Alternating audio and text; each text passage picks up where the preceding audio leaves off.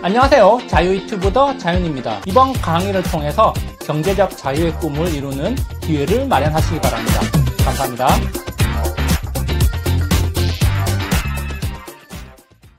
오늘은 원전은 미래다. 탄소 중립을 넘어 우주시대까지 미래에너지 길게 보면 무엇에 투자해야 할까라는 제목으로 이야기를 한번 해볼까 합니다. 자, 탄소 중립에 대한 이야기, 하루 이틀 나온 이야기가 아닙니다. 작년부터 꾸준히 이야기가 나왔고 탄소 중립은 피할 수 없는 과제가 되었습니다. 자, 그러면서 최근에 탄소 중립과 관련해서 원전에 대한 이야기가 많이 나오고 있는데요.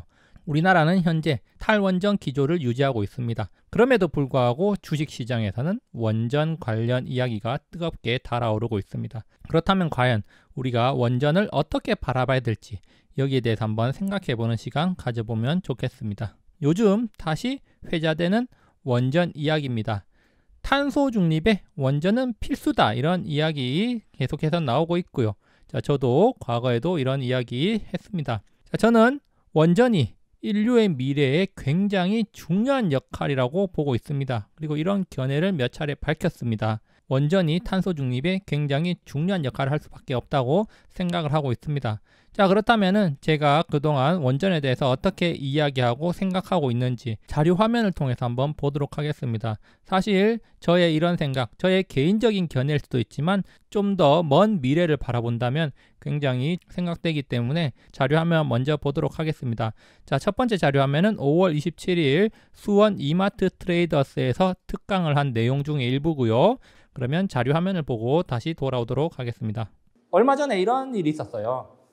제 지인이 또 물어보는 거예요. 야, 뭐 사면 좋겠어? 지금 돈이 얼마 있는데 추천 좀 해봐. 가끔씩 이제 저한테 막 카톡이 옵니다. 그래가지고 제가 그때 한 3월 초쯤 됐을 거예요. 두산중공업이라는 게 있는데 두산중공업은 괜찮게 봐. 야, 그거 너무 많이 올랐다가 지금 떨어지고 있는 거 아니야? 지금 떨어지고 있으니까 사. 그랬어요. 떨어지고 있으니까 사기 좋잖아, 싸게. 그런데 두산중공업이 조금 오르다가 공매도에 타깃이 돼가지고 폭락을 했어요. 5월 달에. 5월 들어서자마자. 혹시 이제 차트 보시는 분들 보면 될 거예요. 5월 들어서자마자 폭락을 했습니다. 엄청나게 떨어져 한 20% 이상 떨어졌습니다. 공매도에 타깃이 돼가지고. 공매도 막 상위권에 들어가고. 그래요. 사실 그래요. 두산중공업이 작년에 많이 올랐어요. 왜 많이 올랐냐? 두산중공업 원전 뭐 해체하고 이래가지고 망한다 그랬다가 이제 구조조정하고 친환경 기업으로 거듭난다. 이러면서 이제 다시 올랐다가 근데 그것도 시들시들해지니까 주가가 막 빠진 거예요. 근데 저는 이제 어떤 생각을 했느냐. 소형 원전이 대세가 될 거다. 뭐 대세가 된다기보다는 소형 원전은 꼭 필요하다. 왜? 우리가 친환경 탄소 중립으로 가려면은 원자력이 필수다. 유럽에서도 지금 원전 중단했다 그러다가 탄소 중립 가려니까 원전 없으면 안 돼. 그럼 원전 다시 가동해. 근데 우리나라만 그렇게 세계적인 추세에 역행한다고? 그건 말이 안 되는 거다. 그럼 원자력 발전소를 크게 더 짓지 않더라도 소형 원전은 지을 수밖에 없다. 그런 생각을 저는 개인적으로 가지고 있었어요. 그래가지고 이제 그 지인이 뭐 살까 물어봤을 때, 그 형이니까, 형, 지금 두산중공업 나는 좀 사수인데 형도 좀 사봐. 괜찮을 것 같아. 소형 원전 사업도 하고 나중에 좋아질 것 같아. 근데 5월 달에 막 폭락을 해버리니까 이제 카톡이 온 거죠. 그래가지고 저한테 물어보는 거예요. 이거 계속 가지고 있어야 돼? 팔아야 돼? 나는 그냥 가지고 있는데 내가 사람 팔아라 말은 못해요. 저는 그냥 이렇게 말합니다. 나는 그냥 가지고 있어. 왜? 소형 원전은 필요할 거니까 나중에. 제가 이제 예전에 한번 드라마를 한번 봤는데 소설 원작으로 한 드라마였습니다. 미드인데 시즌이 7까지 나온 100라는 드라마예요. 제가 이제 그걸 보고 투자를 한 건 아니에요. 근데 거기에 보니까 이제 지구가 멸망해가지고 우주에 나가서 살다가 다른 행성을 찾아갑니다. 다른 행성을 찾아갔는데 거기에서 전기 에너지를 공급을 받는데 전기 에너지를 원자로로 공급을 받고 있는 거예요. 소형 원자로로. 진짜 저는 그걸 보면서 깜짝 놀랐어요. 진짜 이 소형 원전이 미래가 될 수 있을까? 미래가 될 수가 있겠구나. 물론 이제 그거는 픽션이니까 드라마 이제 소설 원작으로. 그만큼 어떤 소형 원전, 원자력이라는 에너지원은 인류가 버릴 수 없는 에너지원이 될 수가 있겠구나. 이 탄소 중립과도 관련해가지고. 그렇기 때문에 저는 그 공매도에 타깃이 돼가지고 폭락을 해도 그냥 가지고 있었어요. 언젠가는 빛을 볼 거야. 자, 그러다가 최근에 갑자기 원자력 이야기가 갑자기 나오면서 갑자기 또 많이 올랐어요. 그러면 이제 우리가 한번 생각을 해봅시다. 폭락을 할 때 어떤 기분이 들어요? 그 폭락을 보면. 저의 지인이 카톡으로 야 이거 계속 가지고 있어야 되냐 물어봤던 이유가 뭘까요? 불안하니까. 불안하잖아요. 왜? 더 떨어지면 어떡하지? 내가 손해를 더 많이 보면 어떡해? 야, 네 말 듣고 네가 괜찮다 그래가지고 샀는데 물론 내가 내 판단하에 샀지만 이거 계속 가지고 가야 될까 말아야 될까? 그 판단이 잘 안 서는 거죠. 그렇지만 나는 그냥 가지고 있다고 이제 이야기를 했던 거고. 왜? 길게 보는 거야. 나는 길게 봐. 왜? 이 소형 원전이 하루 이틀 이슈로 끝나는 게 아니라 어떻게 본다면 우리의 삶이란 말이죠. 탄소 중립으로 가는 건 자연스러운 사실이고 기정사실한데 소형 원전은 그게 이제 이용하는 거는 어쩔 수 없는 우리의 삶이 될 거다. 그렇기 때문에 나는 길게 본다. 하루 이틀 등락에 연연하지 않겠다. 그리고 나서 또 어떻게 됐습니까? 지금 최근에 한 3일 정도 계속 올랐어요. 뭐 오늘은 오르는지 안 오르는지 모르겠지만 그러면 이제 보통 사람들은 그렇게 또 오르니까 팔거나 아니면 이제 두어하겠죠. 그런데 그런 등락, 자 그러면은 그런 주가 하루하루의 어떤 등락에 따른 나의 감정 변화, 물론 저도 가끔씩 들어가가지고 보면은 기분이 별로 안 좋은 건 맞아요. 오르면 기분이 좋고 떨어지면 기분이 별로 안 좋은 건 맞습니다. 자 그렇지만 우리가 이런 데 크게 연연할 필요가 있을까? 어쩔 수 없어요. 이거는 아무런 감정이 들지도 않는다는 거는 어떻게 본다면 거짓말일 수도 있습니다. 그렇지만 그냥 그것들을 받아들이고 그래 그럴 수도 있지라고는 우리가 생각할 수도 있다는 거죠. 왜? 우리가 마주하는 건 하루하루니까. 그런데 아까도 말했지만 좀 더 큰 그림에서 본다면은 그런 하루하루의 변화, 나의 어떤 행동들, 시장 하루의 움직임은 큰 그림, 지구적인 관점에서 본다면 아무것도 아니라는 겁니다. 자, 저의 견해 잘 전달되었으리라고 생각을 합니다. 최근에 나온 뉴스 기사들 바탕으로 앞으로 어떤 세상이 펼쳐질 것인지 여기에 대해서 한번 생각해 보겠습니다. 자, 탄소 중립. 여러 국가들의 이해관계가 걸려 있습니다. 중국, 인도와 같은 나라들은 탄소 중립 목표치를 상당히 낮추고 더 늦춰야 된다. 달성 시기를 더 늦춰야 된다. 이런 이야기하면서 미국, 유럽 등과 갈등이 빚어지고 있는데요. 자, 그런 상황 속에서 우리나라는 탄소 중립 목표를 더 올리면서 더욱더 빠르게 가겠다 이러면서 상당히 진취적으로 나아가고 있습니다. 자, 어쨌든 각 국가들은 목표치를 채워야 되고, 자, 이것은 인류의 지속 가능한 발전, 미래를 위한 일이라는 점에서는 변함이. 자, 그러면서 최근에 우리나라 문재인 대통령이 헝가리 대통령과 만나서 탄소 중립에 대한 이야기를 나눴는데요. 자, 그러면서 우리나라는 신규 원자력 발전소를 건설하지 않고 수소 비중을 높이겠다 이런 식으로 이야기를 했습니다. 자, 그래서 문 대통령은 태양광, 풍력, 특히 해상 풍력 등 신재생 에너지와 수소 에너지의 비중을 높여 탄소 중립을 이뤄 나가야 된다고 말했다. 그러면서 아데르 대통령에게 수소차, 수소연료 전지, 수소에너지 등 수소경제 활성화를 위해 양국이 긴밀히 신재생 에너지 협력을 이루자고 했다라는 뉴스 기사가 있고요. 자, 그러면서 아데르 대통령은 탄소 중립을 위해서 원전 사용 없이는 불가능하다. 원전 사용이 필수다 이런 식으로 이야기를 했다고 합니다. 그러면서 제가 여기서 조금 흥미로운 이야기를 발견을 했습니다.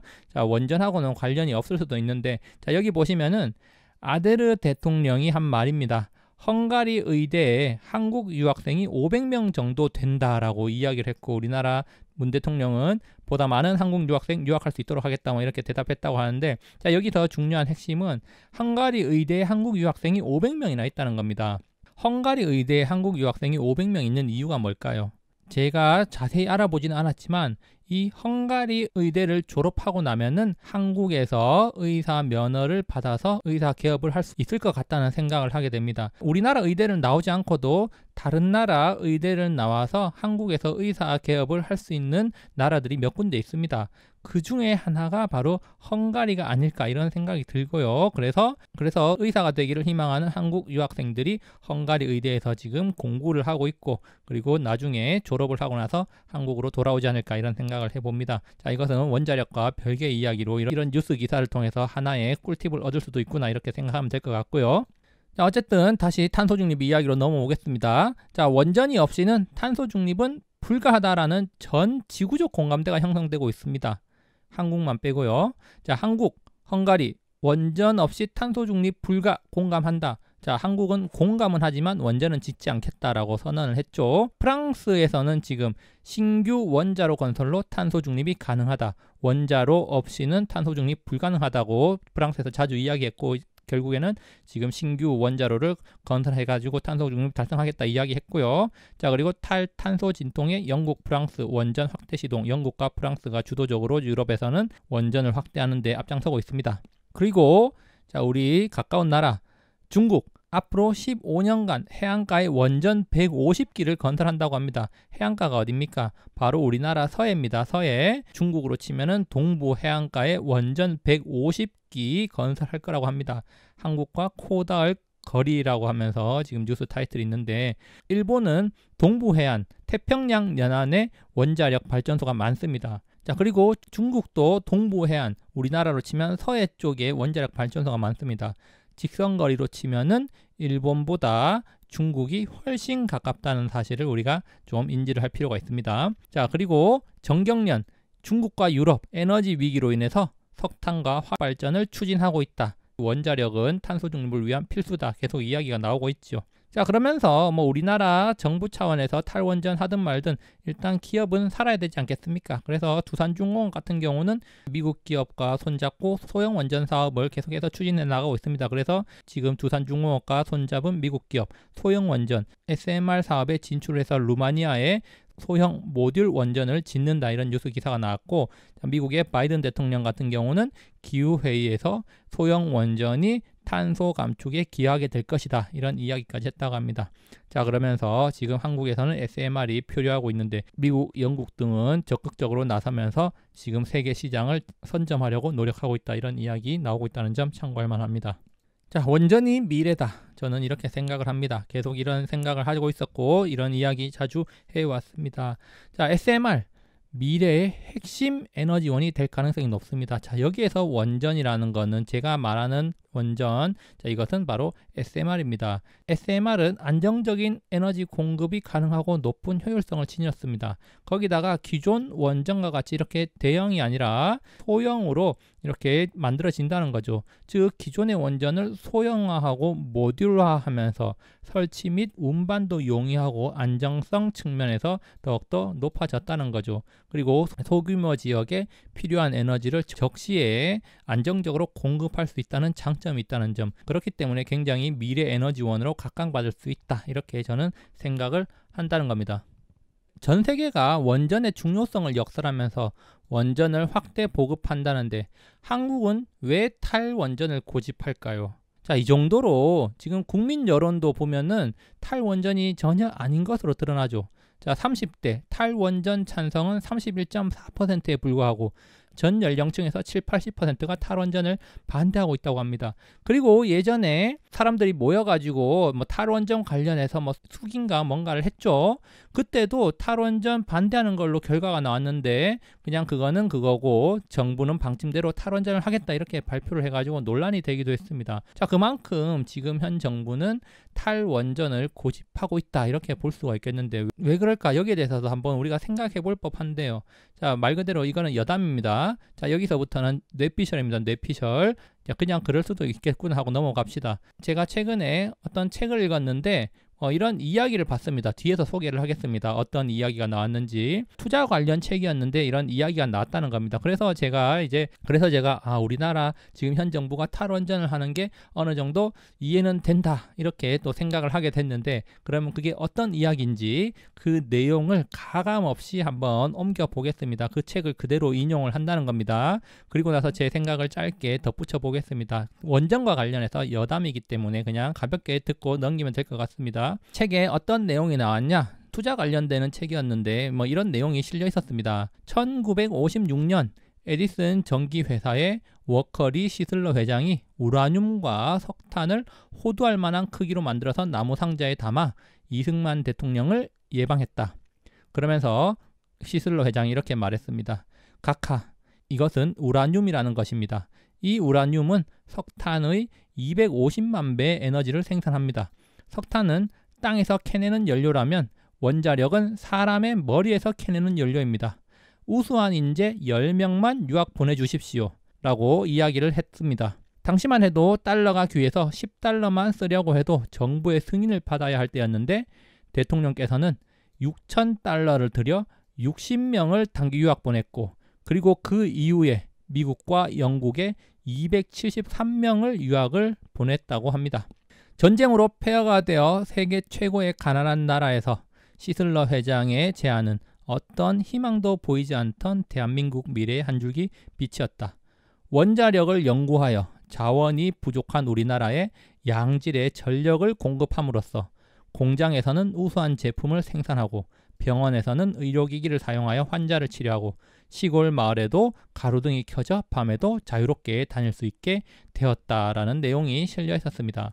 투자 관련 책에 이런 내용이 실려 있어서 되게 흥미롭게 봤는데요. 여기서 제가 주목한 점은 이 당시 이승만 대통령이 10명만 보내달라고 했는데 우수한 인재 60명을 유학을 보냈고 그 이후에 또 추가적으로 미국과 영국에 273명을 유학을 보냈다고 합니다. 원자력에 대해서 공부하라고 이렇게 해서 한 330명 가량을 유학을 보냈다는 거죠. 나라에서 돈을 써가면서 말이죠. 그래서 이 사람들이 돌아와서 지금 뭘 하고 있겠습니까? 아마도 지금 우리나라 원자력계 교수나 아니면 이제 학계에서 유명한 사람들이 이 당시에 유학을 갔다 오신 분들이 아닐까 이런 생각을 한번 해봅니다. 어떻게 본다면 우리나라 원자력의 1세대가 되겠고요. 그 원자력의 1세대를 키운 사람이 바로 이승만 대통령이다 이렇게 볼 수가 있겠습니다. 우리나라 원자력이 발전하게 된 기반 그것이 바로 이승만 대통령하고도 연결되기 때문에 어떻게 보면 적폐가 아닌가 그래서 이렇게 또 생각하는 게 아닐까 이런 생각을 한번 해봤습니다. 그냥 이런 일이 있었다고 합니다. 결론입니다. 원전은 미래다. 탄소 중립으로 가는 길. 원전 없이는 불가능하다는 공감대가 형성되어 있습니다. 전 세계적으로 말이죠.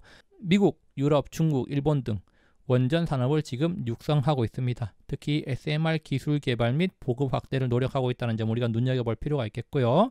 그러면서 과연 이런 상황 속에서 원전이 없어질 것인가? 제 생각으로는 오히려 더욱 중요한 에너지원이 되지 않을까 이런 생각을 해봅니다. 탄소 중립은 우리가 갈 길이고 인류는 우주로 나갈 것입니다. 탄소 중립 시대. 과연 장기적인 관점에서 봤을 때 어디에 무엇에 투자하면 좋을지 여기에 대해서 한번 생각해 볼 필요가 있겠고 그리고 인류가 이제 화성에도 갈 거고 그 너머까지 갈 겁니다. 그때 인류는 어떤 에너지원을 사용하게 될 것인가 이것도 한번 생각해 보면 좋을 것 같습니다. 물론 최근에 원전 관련 기업들 주가가 엄청 많이 올랐습니다. 제가 과거 영상에서도 이야기했고 제가 가진 것들도 있는데 그런 것들 계속해서 주구장창 간다 이런 논리가 아니라 좀 더 장기적인 관점에서 본다면 충분히 성장성이 있는 산업 중에 하나가 원전이 아닐까 이런 생각을 한번 해봅니다. 여기까지 영상 감상해 주셔서 감사하고 항상 즐거운 하루 보내시기 바랍니다. 감사합니다.